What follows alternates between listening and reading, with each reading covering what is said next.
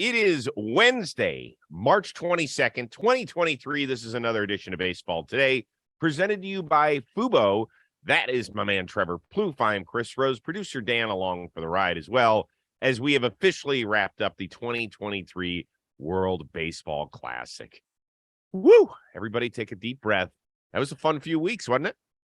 It was incredible. It gave us tons of storylines, tons of great games. Even last night, I felt like last night wasn't as like back and forth, obviously, but we got the moment we wanted. Just incredible baseball. I have so many thoughts on it. I can't wait to kind of pick your brain on today's episode as well. Yeah. Quick reminder that Baseball Today is presented to you by Fubo TV. If you're looking for an awesome way to stream all your team's games this upcoming season, which starts next week, don't worry, Fubo has you covered. Fubo is a streaming service with more than 200 live channels of sports, movies, shows, news, Fox, FS1, FS2, which we all enjoyed the games, World Baseball Classic-wise. They got ESPN for your weekly and then Sunday night baseball. So visit FuboTV.com/baseball today to see which channels are in your lineup. Also get 15% off your first month as well. And a quick reminder, get your Fubo TV question of the week in by Thursday night, so we can read the best one on Friday's show. You'll become famous, and you'll get some Baseball Today swag. So get those questions in. Thank you. As for the World Baseball Championship, it came down to teammates, Shohei on the mound, Trout in the box, one-run game in the ninth inning, and we got some magic. Trout's ready. 3-2. He struck him out! Ohtani strikes out Trout, and Japan's back on top of the baseball world. He won round one. You can't take anything away from it. Just to be able to come out of the bullpen, it's showtime. So it's, hats off to them guys over there. It was a tough night for us, but we'll be back. So Shohei wins the World Baseball Classic Tournament MVP. Is it possible that his star shot up even higher over the last several weeks? I think everyone that watched the WBC and watched Shohei perform now kind of has the same mindset as people that have watched him day in and day out. This guy's the greatest baseball player that's ever lived. I don't know how you can say otherwise. The ability that he has on the field. Now, you could say other guys have had better careers than him because they played longer. There's more numbers there. Sure, you can say that still. I'm okay with that. But you can't sit here and tell me that there's ever been a more talented baseball player to walk the face of the earth. It's incredible watching him run the bases, watching him hit balls 114 miles an hour and then come in and blow cheese right by the best hitter on the planet. Like, this is, I know that we say this stuff all the time, but it's worth reminding people that what we're watching here is special. And there won't be another Shohei just coming along because Shohei magically opened the doors to two-way superstardom. That is not the case. What this guy's doing is special. He's a special player. And I want people to realize you need to go see this guy play. It's that incredible. It's like must see. And like, he's in the conversation for best athlete on the planet right now. He's certainly the greatest baseball player that's ever walked. Right now, on the face of the earth, he's one of the best athletes, period. So, I mean, I know what happened social media with him, and he's getting the recognition that he deserves now, basically. So the answer is yes. I think what it did for the somewhat fringy fan or people that don't tune into Angels baseball more than a handful of times a year and just see clips of him, truly appreciate what he is all about. Because I have said it before on the show, and I will say it again. It is the equivalent of Patrick Mahomes leading the league in touchdown passes while getting double-digit sacks. It is like Messi scoring on a penalty kick, but then moving into goal and saving it against France. Like, this is what we were seeing. And if you don't understand that, and if you don't appreciate it, then I don't know why you're watching sports. It's that simple. We love what he's about. He handles it beautifully. Everything about him is A++ to the nth degree. And I can't wait to see if the contract figure starts with a 5 or a 6, because I can't put a number on it anymore. I think he has become also the Tiger Woods of this sport. Tiger, when he would show up for tournaments, would change the television trajectory every week. And every single one of those damn guys on the PGA Tour should go up and kiss Tiger's ass because he changed the purse every week when he would show up. And I think that Shohei has the ability, depending on where he ends up after this season, if it's outside of Anaheim, to do that for a franchise as well. Yeah, I mean, look, drop the Shohei kicks right now. This guy's big enough to have his own shoe, and I think it would do incredible. I mean, that's the kind of athlete we're talking about here. And let's not forget, like, this isn't him just pitching and hitting. Like, he came out of the bullpen last night, Chris. Like, he doesn't do that. He hasn't done that since when? They said like 2016 or something like that. Yeah, it was 2016. But Trev, he went down to the bullpen, had to come back and hit. Yeah, I know. Back, warmed. I mean, it's nobody does this. This guy he needs another level. He's surpassed Major League Baseball and as far as talent. He went in last night again in relief. He doesn't do that, people. Okay. And he went through, walked Jeff McNeil on a very close pitch. Then he got Mookie Betts to ground into a double play. And then he just toyed with Mike Trout, throwing 2 fastballs right by him. And you know what?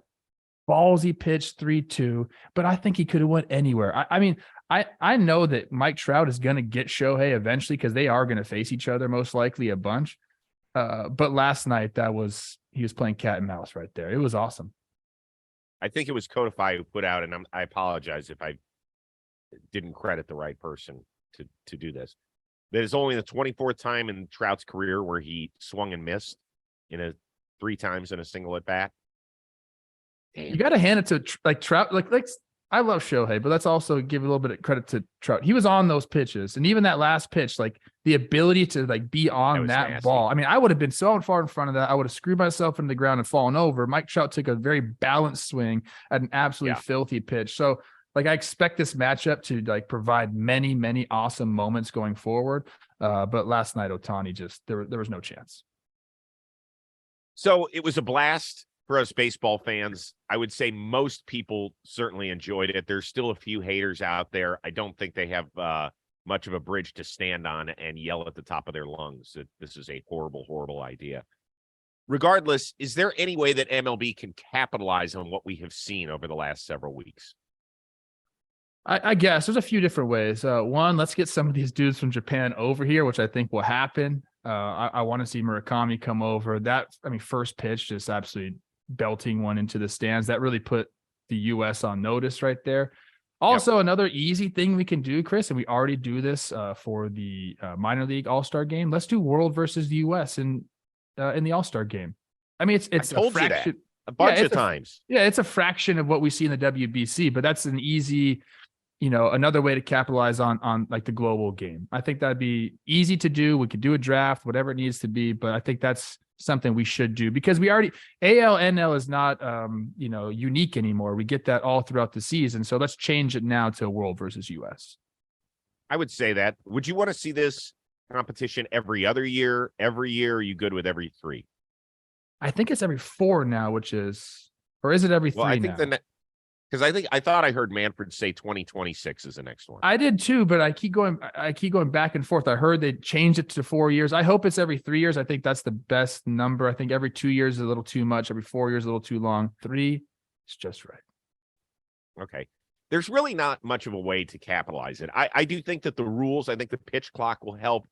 Obviously, we know speed up the game, hopefully deliver more action, those new set of rules. That's what's most important.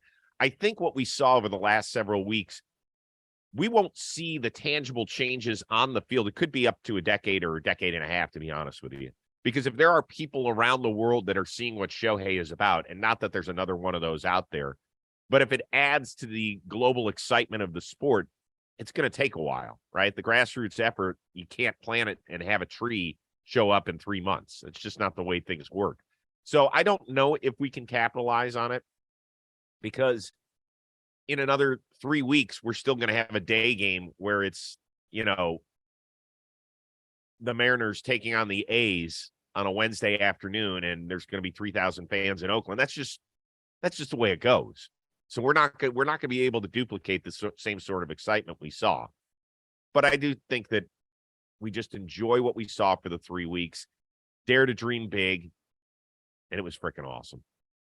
It was awesome. And I think more tournaments like this will get more people involved in the game in Europe. We have programs that are out there already, but like for this to truly become a global game, we need Europe to kind of catch on and start loving baseball. And I think like this particular tournament could really, really help that. I mean, everybody over there is talking about Shohei too. I guarantee it right now. He's on the front page of a lot of different publications.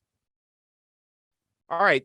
So we are also going to be starting today our trip through the 6 divisions. So we're going to ask a question about each team. Today, we're going to have to speed it up a little bit, but I over the next 15 to 20 minutes or so, we can handle this. So I don't want you to feel rushed here, Plouffe, okay?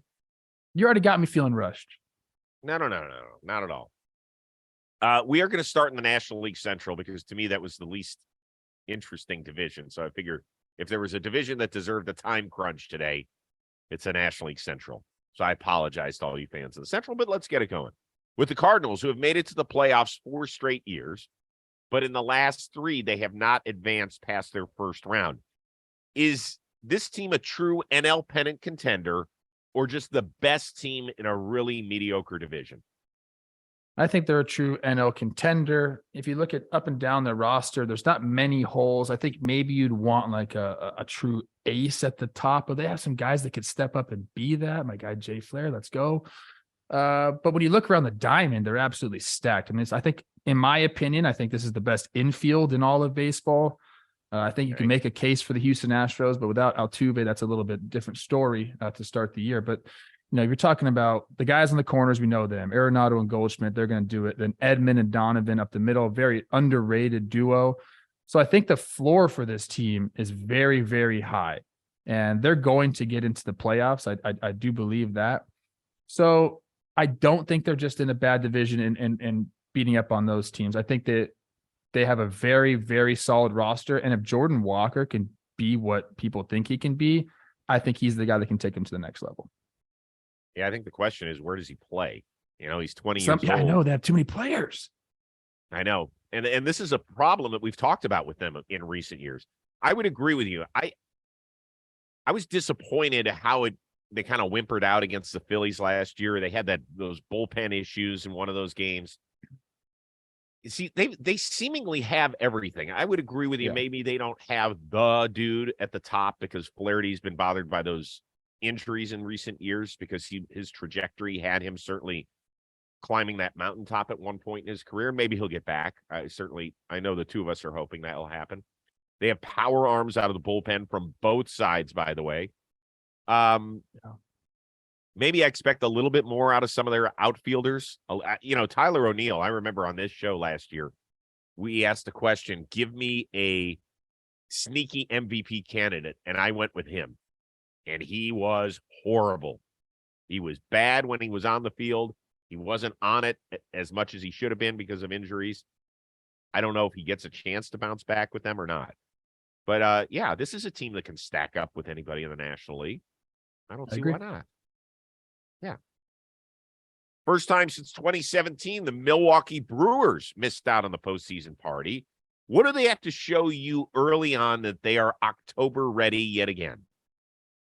I think a lot of these ifs need to come to fruition. If Christian Yelich can kind of not even return to form, just put the ball in the air a little bit more. He had a huge ground ball rate last year. Some of the peripherals are really good. He was hitting the ball hard. I think if he starts to lift the ball a little bit more this year, that's going to help out. Jesse Winker, come back, man. Like, be the offensive threat that we all know you can be. Look at the numbers on Jesse Winker. I want everyone to go check his baseball reference page out. They're there. I think he's going to be good. This is another team I think has a really high floor. So some of the young guys, they're banking on a few young guys to come up and make an impact. If that happens, if Yelich hits the ball in the air, if Winker kind of comes back, I like this team a lot, Chris. They are an awful lot of an if team. Some of it starts in the bullpen, to be honest with you, because going into last year, we knew how they set up at the end of games, right? Boxberger, Williams, Hader. Well, 2/3 of that group, they're long gone. So there are some guys who are going to move into new roles, and we know what that can always mean for people. I don't think that team ever got over the Hader trade. I still replay the Devin Williams soundbite in my mind where Yeah. he said, I want to win. That's what I'm about. I want to win. So I don't think they ever got rid of that jarring feeling. And I think that Craig Counsell said as much. He joined me on the Rose rotation at the baseball winter meetings, and he said, yeah, it did have quite an effect on us, and we just didn't have the capabilities of getting past that. But you mentioned guys like Yelly. He's got to start playing like a $200 million player. He has to bounce back, or this small market team is not going to be able to get back to October. There's other guys that you didn't mention. Brian Anderson is a guy who put up solid numbers in Miami, and then they were like, yeah, we're not going to give you a contract. So he's getting a rebirth of sorts. Can William Contreras, can he be an everyday backstop? It's one thing to have Travis d'Arnaud down there in Atlanta handling the pitching staff, and you'll come in and smooth over the edges. Can you be the guy every day that works with a really talented starting rotation? Because if they're going to win, they're going to need those three horses up top to deliver. I have a lot of questions about them. I'm not as gung-ho about the Brewers as I have been in recent years. Fair enough. I think you're allowed to be. I mean, with kind of like the lack of the offseason, free agent signings, they made some trades and brought some people in. I think this is a team that we always say, like, they have a pretty good team. One big move at the trade deadline can solve it, and we expect them to do that. Last year, they went the opposite way. So again, I think this team at the trade deadline is going to have to make some adjustments, and they could bring some people in to really, put them on that path that they can, be a true NL contender. And I think they will this year. I mean, I hope they will. I hope so too. They're a fun team. I root for that city. I love Counsell. This little run that they've been on. Let's remember, they had never been to the playoffs in back-to-back years before they started this run of 4 in a row. And I just hope that window hasn't shut with this starting rotation, because they're going to have to make some big decisions if they feel like it's not right. They got a couple guys, and in particular, Corbin Burns, who could turn over a farm system that's been in recent years. Cubs made some very interesting free agent signings in the past 2 off seasons. Which storyline is most interesting for you to watch in 2023 in terms of the free agent dudes?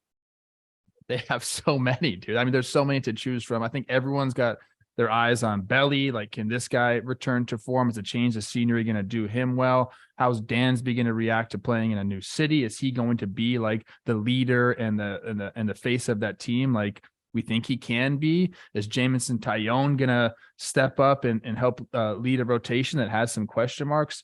I think for me, though, I think Belly's the guy. Like, I want to see, I always love when someone leaves one organization that they've been with the entire time and goes to a new one, especially after some down years like Belly has had. I want to see if there's any adjustments there, if any hitting coaches have gotten into his ear, and what adjustments he's going to be able to make throughout the season. Because I believe if he is an offensive threat, then this Cubs team has a real shot at being in the playoffs this year. I like all the moves that they've made. So I think collectively as a whole, we're looking at all of these moves. But for me, Belly, I think, is the biggest wild card here that can really make or break their season. I think they had the most interesting offseason of any team out there, to be honest with you. Pardon a lot of guys. I don't think it was the best offseason.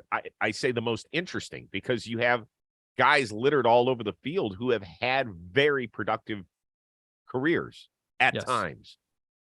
Belly is certainly the most interesting one. If you're just going over the numbers. In his MVP season of 2019, he hit 47 bombs. He has had over 1,000 at-bats since then and has had 41.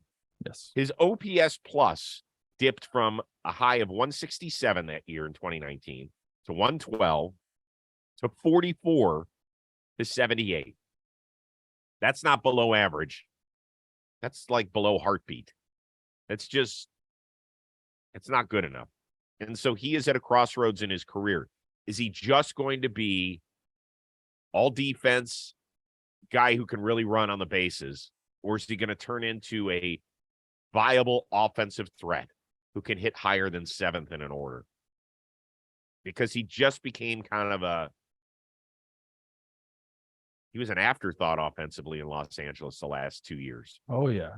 Oh yeah. I mean, look, this guy's healthy now. Like, remember the shoulder thing he's been going through. So he's been saying he's I know, healthy. but we heard that and last year. We heard that last year too, that it was the first time that he didn't have to deal with the injury in the offseason. Well, you know what? Let's hope it's changed this year. And I have to mention my guy. People are gonna be mad that I mentioned this guy, Edwin Rios. Though I don't even know if he's going to be on the opening day roster. I'm not sure. If this guy gets consistent playing time, I love this guy. I just watching him hit is always like, I always watch when he's at bat, and I like his swing. So he's got to make some adjustments. Give him everyday playing time. I think a guy like that could flourish. I will mention Seiya Suzuki too. He's really kind of drifted to the background for some reason. That's true. That is, well, he didn't play. He was hurt a lot last year. So he was, but he still got 400 at bats last year. That's right. I know, because it didn't feel like it. He still hit 14 bombs. He had a 770 OPS. He ran a little bit. He's still really intriguing. And I give guys who come over from a place like the Far East a wash in their first year. I think it is a tough adjustment. It can be very lonely at times. And I expect, just like in the NFL, you always hear that wide receivers make a big leap from year 1 to year 2. It wouldn't shock me if he has like an 830 OPS and hits 25 bombs as long as he's healthy. So the way we were talking about him before last season, I mean, that's what we were kind of expecting. We saw him come out, and he has the potential to do that for sure. And of course, he's already banged up, right? He's already got the oblique, I think is what it is with him. Stuff. So let's see. Moving on to the 4th place Pittsburgh Pirates. Is the year in Pittsburgh only about O'Neal Cruz showing us if he can turn into a full-fledged superstar? I don't think so. I think that the Pirates, with who they have coming up, some of the prospects that they're looking towards, and some of the young guys on this team, I think we're looking at the beginning of a Pirates resurgence or a window. There's some exciting players. They brought in a bunch of veterans, so you kind of know some guys on the team. But then they have the young guys. They have O'Neal. We know about Ke'Bryan. We know about Bednar. But there's guys like Andy Rodriguez, who I think is optioned down. He's not going to be there on opening day. They optioned him last week, but I believe during this season, this guy's going to come up and hit for them. Luis Ortiz has been in the WBC. You watched him throw. He's got power stuff. So I think there's going to be some guys coming up this year that are different than the names that we know, but that are going to be the beginning of I guess what you can call a Pirates resurgence. I'm excited to watch them. I think they're going to be a more serviceable baseball team than people think. We've mentioned this several times, that at least it's finally a lineup that trots out there and we go, well, we've heard of it all. That's been different than recent years past. Yes, the O'Neal Cruz watch is officially on. He does some amazing things and puts up some numbers metrically that are just off the charts. Great. Whether he's hitting the ball with authority, running the bases at top speed, or throwing it from shortstop. But to me, that's not where this team is going to turn the corner. It is on the hill, and it's very simple. Who is a part of this rotation moving forward? It's not Rich Hill. It's not Vince Velasquez. With all due respect, those guys, Hill in particular, can be kind of the sage there and hand out the advice. But is Mitch Keller a guy who has turned the corner? JT Brubaker, what are you? Quinn Priester, he's the top pitching prospect in their organization that is at the upper levels of minor league baseball. Is he going to finally get a shot? Because if they get it, like when they finally got back in the playoffs, Garrett Cole was leading that troop. That's who was doing it. They weren't bringing in big name free agents on the mound. There were some homegrown guys that ended up getting it done for them. Yeah, like there's guys coming up. I didn't even mention Ronzi Contreras, who he pitched for the Dominican as well. He looks interesting. So I would like to have guys coming. I think that when you mix that with some of the veterans they brought in, I just love that mixture. I mean, to me, that's like you're planning for not this year, next year, year after that. Like you're getting these guys experience with guys that know what they're talking about, how to be big leaguers. I'll talk about that. The veteran presence means a lot. So I'm looking forward to the Pirates being, like a team again, man. A team that we talk about and we don't just that's not a pushover. We don't laugh at that and and just talk about one player. Like I think this is going to be a team and it's going to be one very soon. What's a what's a good season for them? 75 wins? I think they would take that. I don't know what they're projected at right now. We did the TVPs, but theirs was very early because our fans voted them very poorly. Low. But yeah, man, pushing somewhere up there around 500, I think would be just a huge season for them. So I would say, yeah, right around there, top 70s. Let's move on to the cellar dwellers, the Cincinnati Reds. What is your confidence level that Hunter Green and Nick Lodolo can become the next great homegrown 1-2 punch in a starting rotation? If you watch these guys pitch, especially towards the end of the season, I think you could be pretty confident in that. I know Hunter more than I know Lodolo. He grew up in the area around me, and he's a guy that's going to figure it out. He had a really good run last year at the end of the year. He works hard enough. He's smart enough. He clearly has the stuff to be a guy. And then I think Lodolo gets kind of like, put on the back burner because you have Hunter Green throwing all these pitches over 100 miles an hour. But these two guys, yeah, this is what you need. We talked about the Pirates becoming a team that's not a pushover again. The Reds have had just a weird 3 or 4 years here. But if you're a fan, you can get excited about these two guys. Yeah. I think they're both top 10 picks. I know that Hunter Green went second, and I'm pretty sure Lodolo went maybe 8 or something like that. Last year, you mentioned that late in the season, they both pitched really, really well. Now, Green was a little banged up, so he missed some time. But in his last 6 starts, he didn't give up an earned run in 4 Nasty. of them. Also had 51 strikeouts during those 6 starts. Lodolo, his last 9 starts, in 7 of them, he went at least into the 6th, which is pretty good. His ERA over that time, 3. So, yeah, I mean, once again, as I just mentioned with the Pirates, who are your pitchers? In Cincinnati, we know who the guys are going to be if they bounce back as a franchise at the top of this thing. It's got to be these two guys. It's that simple. They have stripped down this franchise to virtually Joey Votto and Jonathan India. And that's kind of it. Does Hunter Green's fastball get banged around a little bit? I know he throws it hard. I think it does. Too much for a guy who throws that hard. So to me, that's just, that's location and maybe he adds, something to go off of that. But again, I think that he's a heady dude. So he's going to be looking at all the information and making the adjustments the way he needs to be. That Notre Dame education. Isn't that one of your rivals? Yeah. Valley boy though, man. I root for all those guys. Okay. All right. What else we got coming up on John Boy Media?